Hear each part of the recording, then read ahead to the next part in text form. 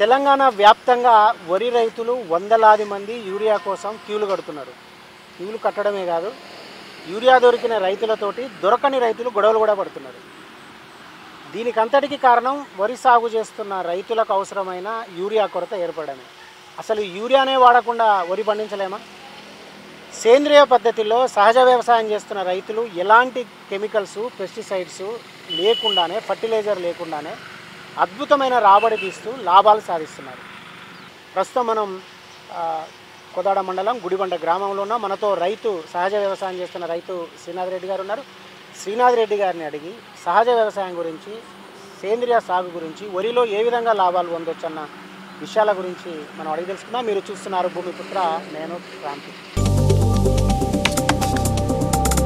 నమస్తే శ్రీనాథ్. నమస్తే అండి. నమస్తే.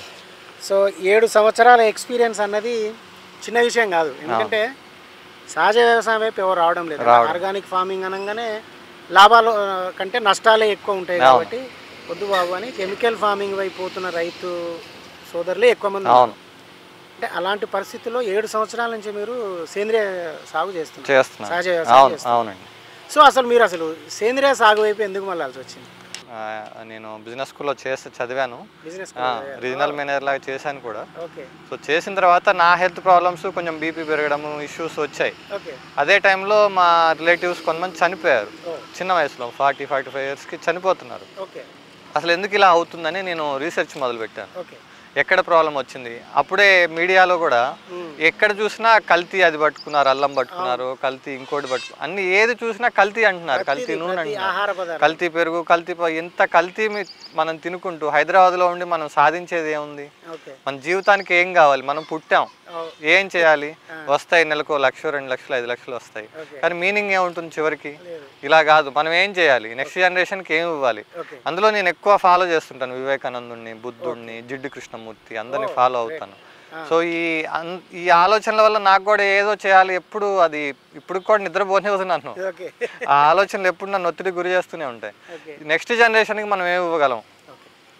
ఇంకోటి మాకు ఏం చెప్తారంటే బిజినెస్ స్కూల్లో ఎవ్రీ 30 ఇయర్స్కి కొత్త పారాడిగమ్ చేంజ్ అవుతుంది. 1990కి మన దేశానికి కావాల్సింది ఎల్పిజి, అదే లిక్విడేషన్, ప్రైవేటేషన్, ఇవి ఉన్నాయి కదా. నెక్స్ట్ 30 ఇయర్స్కి కావాల్సింది ఏంటని నేను ఆలోచించాను. సో మనకు కావాల్సిన డబ్బు వచ్చేసింది, విద్య వచ్చేసింది, ఇప్పటి నుంచి మనకు కావాల్సింది ఆరోగ్యం. సో ఆరోగ్యం దేని ద్వారా వస్తుంది? ఆహారం ద్వారా వస్తుంది. సో ఈ రూట్లోనే మనం పనిచేయాలి. నెక్స్ట్ 30 ఇయర్స్ నెక్స్ట్ జనరేషన్ లేకుండా ఉండే పరిస్థితులు వస్తున్నాయి. నేను వివిధ హాస్పిటల్స్ తిరుగుతుంటాను ఎవరికైనా బాగలేకపోతే. చిన్నపిల్లలు ఒక్కొక్కరు క్యాన్సర్ పేషెంట్లు వచ్చి, అంటే వాళ్ళ బాధ మనం చిన్న బాధే, మనం ఒక చిన్న నొప్పి వస్తేనే తట్టుకోలేము. వాళ్ళు ఏం తప్పు చేయకుండా, ఇప్పుడు మనం తప్పు చేసి అనుభవిస్తే ఒక పద్ధతి, తప్పు చేయకుండా వాళ్ళు అనుభవిస్తున్నారు. అది చాలా నన్ను ఇబ్బంది పెట్టింది, చాలా ఆలోచనకు గురి చేసింది. సో దానివల్ల మనం వాళ్ళకి అందించాల్సింది ఏంటి? వాళ్ళకి మనం ఏం నేర్పుతున్నాం? తప్పు దారిలో తీసుకెళ్తున్నాం, మార్చాలంటే మనం ఒకరితో చెప్పడం కాదు, మనమే చేయాలి. మనమే చేయాలంటే మనం రావాలని ఇక్కడికి వచ్చాను. ఇక్కడికి వచ్చి హైదరాబాద్ షిఫ్ట్ అయిపోయి ఇక్కడి నుంచి ఒక్కొక్కటి మార్చుకుంటూ, ముందుగా ఈ చిన్న మడిలో నవారా రైస్ వేశాను, ప్యాడీ. ఈ మడిలో డ్రమ్ సీడర్ పద్ధతిలో వేసి, నాకు తెలియదు కదా, ఏం తెలియదు, నాకు గుంట తీయడం కూడా తెలియదు, చిన్న గుంట తీయడం తెలియదు, ఏం తెలియదు. చిన్నప్పటి నుంచి పేరెంట్స్ అట్లా పెంచారు మమ్మల్ని, తల్లిదండ్రులు అలా పెంచడం వల్ల అలానే పెరిగాము. ఇక నేను ఒక్కొక్కటి నేర్చుకొని ఎక్కడ ఇబ్బందులు ఉన్నాయి, మంచి ఏంటి, చెడు ఏంటి, 4 ఇయర్స్ నేను ఒక్కడనే చేసుకున్నాను, ఇంక్లూడింగ్ ఫిల్టరేషన్, స్ప్రేయింగ్ అన్నీ చేసుకొని, ఓకే మనం చేయొచ్చు, పర్లేదు, స్టేబుల్గానే ఉందని 7 ఇయర్స్ నుంచి ఇలా కంటిన్యూ చేస్తూ, తర్వాత ఏమవుతుందంటే ఇట్లా న్యాచురల్ ఫార్మింగ్ చేసే వాళ్ళకి రోజువారీ సంపాదన ఉండదు. జనరల్గా ప్యాడీ చేసే వాళ్ళకు, ఈ వ్యవసాయం చేసే వాళ్ళకి రోజువారీ సంపాదన ఉండదు. రోజువారీ సంపాదన ఎప్పుడైతే ఉండదో సస్టైన్ అవ్వలేరు. సస్టైన్ ఎప్పుడు అవుతారు? మనకి రోజు రూపాయి మనకి ఖర్చు ఉంటుంది ఖచ్చితంగా, ఒక ఫ్యామిలీ అంటే రూపాయి. దాన్ని సస్టైన్ చేస్తేనే దీని నుంచి మనం రూపాయి తీసుకోగలం. లేకపోతే దీనికోసం అప్పులు చేస్తాం, ఇంటి ఖర్చుల కోసం అప్పులు చేస్తాం, లాస్ట్కి ఇది అమ్మేసరికి మనకి ఏముండదు. సో దీన్ని మార్చాలంటే ఇంకేం చేయాలి? ఇట్లాంటి సస్టైనబిలిటీ కోసం మేము ఎద్దుగానిగా యూనిట్ ఒకటి ఎస్టాబ్లిష్ చేసుకున్నాం. కొంతమంది డైరీ పెట్టుకోవచ్చు, గేదెలు చాలా అవసరం. ఇప్పుడు పన్నీర్ అండి 90% కల్తీ ఇండియాలో. 90%. ఎక్కడైనా కల్తీ 10% ఉంటుంది. పన్నీర్ 90% కల్తీ. Nothing but synthetic. ఇంకా అంటే మిగతావి కూడా ఉన్నాయి, పర్సంటేజ్ కొంత తక్కువేమో కావచ్చు కానీ. సో దాని డిమాండ్ అంత ఉంది. ఇవి చేయగలిగితే మనకి చాలా బెనిఫిట్ ఉంది. మనకి రైతులు చేయలేరు, ఏం చేసినా లాస్ అనేది కరెక్ట్ కాదు. చాలా మంది మహిళలు ఓన్లీ 1-2 గేదెల మీద జీవితాన్ని వెల్లదీసే వాళ్ళు ఉన్నారు. సో కొంత కష్టం చేయడానికి మనం సిద్ధంగా ఉండాలి. మనం ఇంట్లోనే ఉండి అన్ని రావాలంటే, అన్ని గవర్నమెంట్ చూడాలంటే చూడలే. గవర్నమెంట్కి ఎవరండి ఇన్కమ్ ఇచ్చేది? మనమే ఇవ్వాలి. మనం ఇవ్వనప్పుడు గవర్నమెంట్ ఏం చేస్తుంది? మనం ఎంత కంప్లైంట్ చేసినా మనం సెల్ఫ్గా సస్టైన్ అయితేనే గవర్నమెంట్ కూడా నిలబడుతుంది. తదుపరి తరాలకు ఏం ఇవ్వగలమో అని ఆలోచిస్తుంది. వచ్చే 30 సంవత్సరాల డబ్బులు కూడా మన మీదే ఖర్చు పెట్టేస్తే పిల్లలు ఏం తింటారు రేపు? మనం నవారా సక్సెస్ చేశాను. ఫస్ట్ నవారా నుంచి మళ్ళీ నవారా ఎప్పుడైతే నేను చేయగలనని నమ్మకం వచ్చిందో, సెల్ఫ్ కాన్ఫిడెన్స్ కోసం చేశాను ఇది. ఇంకా మెల్లిగా 4 ఎకరాల్లో ఇక్కడ 1 ఎకరం చేస్తాం, వేరే దగ్గర ఇంకొక 3 ఎకరాల దాకా చేస్తాం. పూర్తిగా న్యాచురల్ ఫార్మింగే చేస్తాం. నాకు తెలియదు అసలు, నాకు యూరియా ఇట్లా వేయాలని కూడా తెలియదు. I'm not aware of all those things. So నాకు తెలిసిందే డెవలప్ చేసుకుంటే వెళ్ళాను. ఇనిషియల్గా సుభాష్ పాలేకర్ గారి వీడియోల ద్వారా జీవామృతం చేశాను. ఎప్పుడైతే నేను గానుగా ఇవి స్టార్ట్ చేశాను, దీని నుంచి వచ్చిన వేస్ట్నే ఏదైతే డ్యామేజ్ అవుతుందో దాన్నే మురుగబెట్టడము, లిక్విడైజ్ చేయడము. లాస్ట్ 2 years నుంచి బయోచార్ కూడా యాడ్ చేశాను. సో బయోచార్ కూడా తర్వాత తరాలకి చాలా ప్రభావితంగా ఉపయోగపడుతుంది. ఎంత ప్రభావితం అంటే, ఇంకోటి నేను న్యాచురల్ ఫార్మింగ్ చేయడానికి మెయిన్ రీజను కార్బన్ డైఆక్సైడ్ ఎక్కువైపోతుంది. ఈ కార్బన్ ఇవన్నీ ఎందుకు ఎక్కువ అవుతున్నాయి ఆలోచిస్తే, ఫ్యాక్టరీల కంటే ఎక్కువ పొలాలు రిలీజ్ చేస్తున్నాయి. మనం ఏవైతే మందులు వాడుతున్నామో దానివల్ల ఈ కార్బన్ శాతం భూమి కూడా వదిలిపెట్టేస్తుంది. భూమి తీసుకోవాలి మొక్కల ద్వారా, అది రివర్స్ అవుతుంది. అది నిండిపోయి రివర్స్ అవుతుంది. తీసుకోవాల్సింది బయటికి, దాన్ని మనం ఫ్యాక్టరీల ద్వారా మనం ఇచ్చి బైక్ కార్ పొల్యూషన్ ఇన్ని అయ్యి మనమే డ్యామేజ్ చేసుకొని దాన్ని నిందించడం కరెక్ట్ కాదు. సో ఇది న్యాచురల్ ఫార్మింగ్ ద్వారా అయితేనే తిరిగి కార్బన్ శాతం భూమిలో కలుస్తుందని నాకు అర్థమైంది. సో ఇది చాలా బెనిఫిట్స్ ఉన్నాయి దీనివల్ల. న్యాచురల్ ఫార్మింగ్ వల్ల చాలా బెనిఫిట్స్ ఉన్నాయి. సో ఈ బయోచార్ వల్ల ఏమైందంటే కార్బన్ శాతం ఎక్కువ ఒకేసారి పెరుగుతుంది. నేను ఇట్లా మామూలుగా చేసుకుంటూ వెళ్తే ఇయర్కి ఒక 0.1% తేడా వస్తుంది కార్బన్ శాతం. ఈ బయోచార్ ఇవి వాడితే 0.5% వరకు చేంజ్ అయ్యే అవకాశం ఉంది. అంత స్ట్రెంత్ ఉంది బయోచార్లో. ప్లస్ అదొక end of the day waste. అది మన గ్యాసెస్ తయారైన తర్వాత, బయోగ్యాస్ అంతా తయారైన తర్వాత, సో దాన్ని అట్లా ఉంచడం కంటే ఇటు సాయిల్ ఎన్రిచ్ అవుతుంది, మన ఆరోగ్యాలు బాగుపడితే అన్నీ మంచిగా అవుతాయి, సిస్టమ్ అంతా సెట్ అయిపోతుంది. సో బయోచార్ని అందుకు నేను ఇందులో యాడ్ చేశాను న్యాచురల్ ఫార్మింగ్. అంటే మీరు ఇప్పుడు 1 acre ఇక్కడ మనం ఉన్న ప్లాట్లో 1 acre చేస్తున్నారు. 1 acre చేస్తాం. సో దాన్ని ఎట్లా ప్రిపేర్ చేస్తున్నారు మీరు? అంటే 2 పంటలు ప్యాడీనే చేస్తున్నారా, ఆల్టర్నేటివ్ వేస్తున్నారా? అంతకుముందు 2 crops వేసానండి, కానీ సెకండ్ క్రాప్ ఫెయిల్ అవుతుంది. ఎందుకు ఫెయిల్ అవుతుందని ఆలోచిస్తే మనకి సరిపోని స్ట్రెంత్ సరిపోవట్లేదు. ఒకసారి ఇప్పుడు మనం ఉన్నాము, గేదెకి ఒకసారి పాలు తీస్తాం, రెండోసారి తీయాలంటే రాదు, భూమిలో రాదు. ఎందుకంటే ఉదయం ఇచ్చిన పాలు సాయంత్రం ఇయ్యదు, తీసిన గంటకే మళ్ళీ తీస్తే అసలు రాదు. ఈ క్రాప్ కూడా అంతే అండి. సాయిల్ ఏదైతే న్యూట్రియన్స్ తీసుకుంటుందో మళ్ళీ అదే న్యూట్రియన్స్ ఇవ్వాలంటే ఇవ్వలేదు. ఇప్పుడు తల్లి పాలు తాగుతామండి, తల్లికి ఆహారం పెట్టకపోతే తల్లి ఎలా ఇస్తుందండి పాలు? అంతే భూమి తల్లిది. భూమి తల్లికి మనం ఆహారం మనం ఇవ్వాలి, మనం కూడా ఇవ్వాలి, మనం తీసుకుంటూ ఇవ్వాలి, అప్పుడే అది మళ్ళీ మళ్ళీ మనకి ఎంతైనా ఇస్తుంది. సో సెకండ్ క్రాప్ అది కరెక్ట్ కాదని, నాకు పప్పులు ఇవి నాకు అవసరమే, నాకు ఇంట్లో అవసరం తీరుతుంది. పప్పులన్నీ వేసుకుంటే అపరాలు, పెసలు, మినుములు ఇవన్నీ వేసుకుంటాను, ఇంట్లోకి కావాల్సింది వస్తుంది, మళ్ళీ రీఛార్జ్ అవుతుంది, సాయిల్ ఎన్రిచ్ అవుతుంది, రీఛార్జ్ అవుతుంది. మళ్ళీ నాకు ప్యాడీ క్రాప్కి నాకు ఇంకా జీవామృతం ఇవన్నీ ఇవ్వకుండానే సెల్ఫ్ సఫిషియెంట్గా అయిపోతుంది. సింగిల్ స్ప్రే కూడా చేయట్లేదు, లాస్ట్ ఇయర్ నుంచి సింగిల్ స్ప్రే కూడా చేయట్లేదు. ఏదైనా పురుగు వచ్చినా అదే చూసుకుంటుంది, మిత్ర పురుగులే చూసుకుంటాయి, మనం ఎక్కువ కష్టపడాల్సిన పని లేదు. ఏం ఫస్ట్ డే రోజు ఇబ్బంది అవుతుంది మనకి, ట్రాన్స్ప్లాంటేషన్ రోజు, ఎందుకంటే ఈ శ్రీ వరి పద్ధతిలో చేస్తాం కాబట్టి ఆ రోజు కొంచెం తాడు పట్టుకొని కొంత లేబర్, ఒక్కరోజు కష్టంతో 4 నెలలు మనం ప్రశాంతంగా ఉండొచ్చు. దాని నుంచి గాలి వెళ్తురు అంతా కరెక్ట్గా వచ్చి మనం చేసే ఈ పద్ధతుల వల్ల ఏ శత్రు పురుగు ఏది మన పొలం మీద అటాక్ చేయలేదు. సో మనకి ఎంత దిగుబడి వస్తుంది 1 acre మీరు చేసిన పద్ధతిలో? లాస్ట్ ఇయర్ దగ్గర 43 బస్తాలు వచ్చాయి. 43 బస్తాలు. అంటే మనకి రెయిన్స్ ఉంటే చాలా బాగా వస్తుంది దిగుబడి, ఎందుకంటే మనకి న్యాచురల్ వాటర్ అది చాలా బెనిఫిట్ అవుతుంది. సో అవి లేకపోతే కొంత తగ్గుతుంది. అంటే గ్రౌండ్ వాటరే వాడుతున్నారు. గ్రౌండ్ వాటరే వాడుతాను, కెనాల్ వాటర్ వాడిన. ఎందుకంటే కెనాల్ వాటర్ అన్ని పాసే వస్తాయి కదా. సో మళ్ళీ అదే నాకు యాడ్ అవుతుందని సో కెనాల్ వాటర్ కట్ చేసి ఓన్లీ గ్రౌండ్ వాటర్ నా దగ్గర ఉన్నవే వాడతాను. సో 43 బస్తాలు వచ్చింది. 43 బస్తాలు వచ్చి. సో మీరు వడ్లు అమ్ముతారా, దానికి వాల్యూ ఎడిషన్ చేస్తారా? ఖచ్చితంగా వాల్యూ ఎడిషన్ చేయాలండి. చేయకపోతే ఎందుకంటే నేను ప్యాడీ మీకు అమ్మాలని చూస్తాను, మార్కెట్లో 2000 ఉంటుంది, నాది 2000కే కొనాలని చూస్తారు, అప్పుడు నేను ఫెయిల్ అయిపోతాను. పాయింట్ నెంబర్ 1, మనం ఎందుకు చేసామో అది పర్పస్ ఫెయిల్ అయిపోతుంది. పర్పస్ ఫెయిల్ అవ్వకూడదు. సో అప్పుడే మనం దాని విలువ అందరికీ అర్థమయ్యేలా చెప్పి అమ్ముతుంటే మనకు ఒక 2-3 ఇయర్స్ కష్టమైతే కావచ్చు కానండి, ప్యాడీ ఇప్పుడు సరిపోను లేదు, చాలా డిమాండ్ ఉంది, అంత సప్లై లేదు. ఎందుకంటే మన జిల్లా మొత్తం వేసేది ప్యాడీనే, కానీ న్యాచురల్ గా పండించేది లేదు. నాకు ఇప్పుడు చాలా అవసరం, 10 ఎకరాలైనా కొంటా, కానీ లేదు. సో చాలా అవసరం ఉందండి. దీనివల్ల ఇంకేమందంటే నిన్న కూడా వేసాను హైదరాబాద్ వాళ్ళకి డయాబెటిక్ కంట్రోల్ ఉంటుందని ప్రతిసారి కొంటారు వాళ్ళు మన దగ్గరే కొంటారు. సో మీరు 43 బ్యాగ్స్ దిగుబడి వచ్చింది. అవునండి. సో మీరు మిల్లాడించిన తర్వాత రైస్ ఎంత వచ్చింది? మనకి 65% వస్తుంది. 65%. ఓకే. వానాకాలంది కాబట్టి 65% వస్తుంది. మంచి మీకు లాస్ట్ ఇయర్ నా క్రాపు నాకు దగ్గర 150,000 నుంచి 160,000 వస్తాయండి బియ్యం చేసి అమ్మితే, ఒక ఎకరం బియ్యం పంట మీద. సో ఖర్చులన్నీ 40,000, 50,000 కూడా తీసేయండి, కాకపోతే ఇంకెక్కువ తీసేసుకున్నా కానీ 1,00,000 రూపాయలు మనకి నికర లాభం చేసుకోవచ్చు, అంత అవకాశం ఉంది. కానీ ఒక్క క్రాప్తో. కానీ ఒక 3 ఇయర్స్ మాత్రం మనం ఇబ్బంది పడాల్సి వస్తుంది. భూమి తయారు కావాలి, భూమిని తయారు చేసుకోవాలి. ఇంకోటి ఏంటంటే మనం ఈ మందులన్నీ వేయడం వల్ల భూమిని దాని సహజ సిద్ధ లక్షణాన్ని కోల్పోతుంది. ఈ క్యాన్సర్ లేని వాడికి క్యాన్సర్ మందు ఇస్తే ఎట్లా ఉంటుందండి, వాడు చనిపోతాడు. భూమిని అదే చేస్తున్నాం, నెక్స్ట్ జనరేషన్ ఫుడ్ ఎలా తింటారు? సో ఇప్పుడు అంటే నేను ఇందాక స్టార్టింగ్లో అన్నా, మీరు వినే ఉంటారు యూరియా గురించి. అండి. సో మీరు అంటే యూరియా కోసం రైతులు ఎంత ఇబ్బంది, ఎంత రాజకీయ డ్రామా నడుస్తుంది చూసారు కదా. సో దానికి ప్రత్యామ్నాయంగా మీరు ఏం చేస్తున్నారు? అంటే మన పెంట మన్నేనా, ఇంకా మీ ప్రాక్టీసెస్ ఏమైనా ఉన్నాయా? దానిలో ఇంకా ఉన్నాయండి. నేను చెక్కని పెంటని 2 కలిపి, సో ఎక్కువ అవసరం ఉండదు. ఎందుకంటే యూరియా మీన్స్ నథింగ్ బట్ నత్రజని,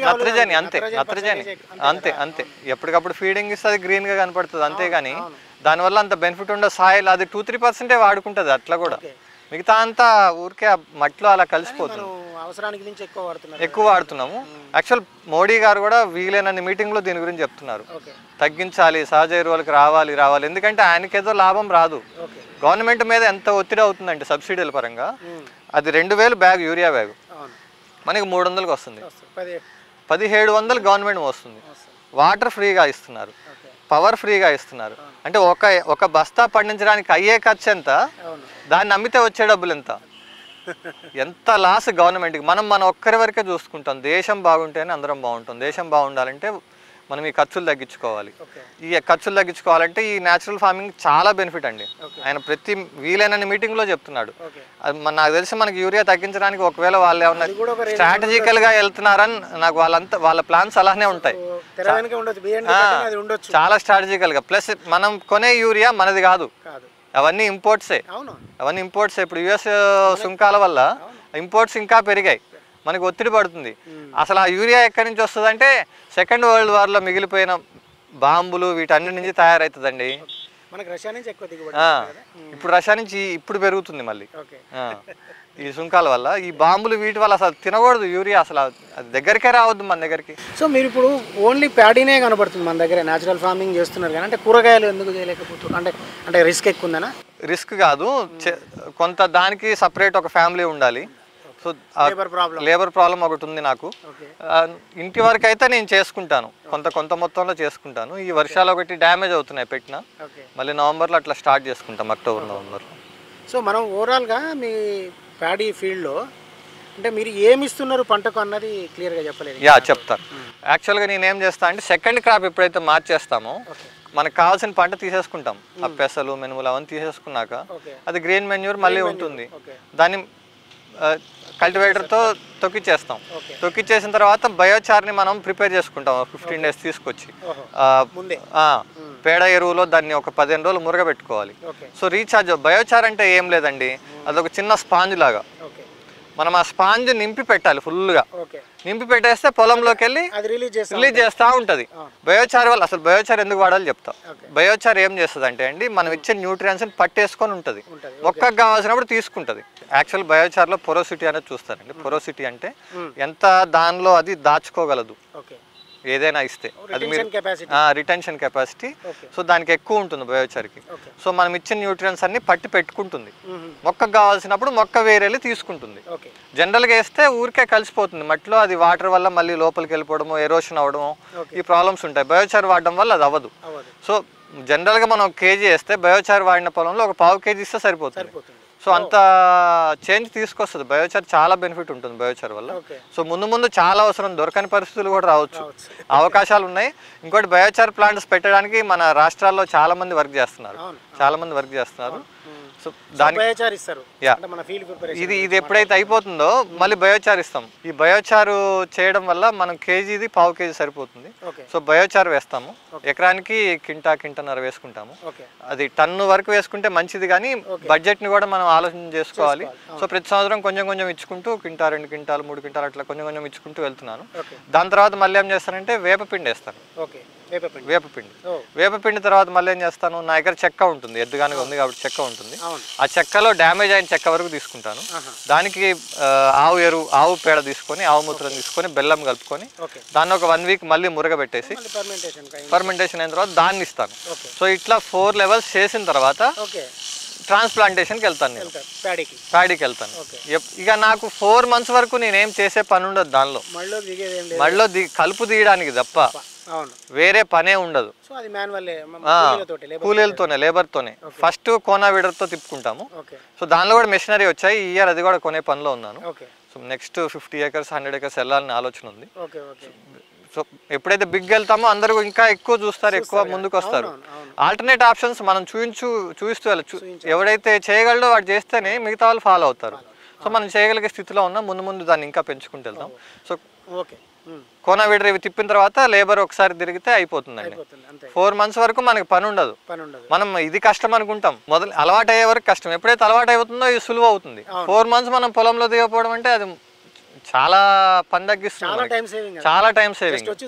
చూసుకొని పోతే చాలు. సో మీరేం చెప్తారు రైతులకు, అంటే సహజ వ్యవసాయం చేయాలనుకుంటున్న రైతులకు మీరేం సజెస్ట్ చేస్తారు? ఎందుకంటే 7 సంవత్సరాల నుంచి మీరు ఒడిదుడుకులన్నీ చూసి ఉంటారు, లాభ నష్టాలు చూసి ఉంటారు, ఇట్లా ఏం చేసుకోవచ్చు?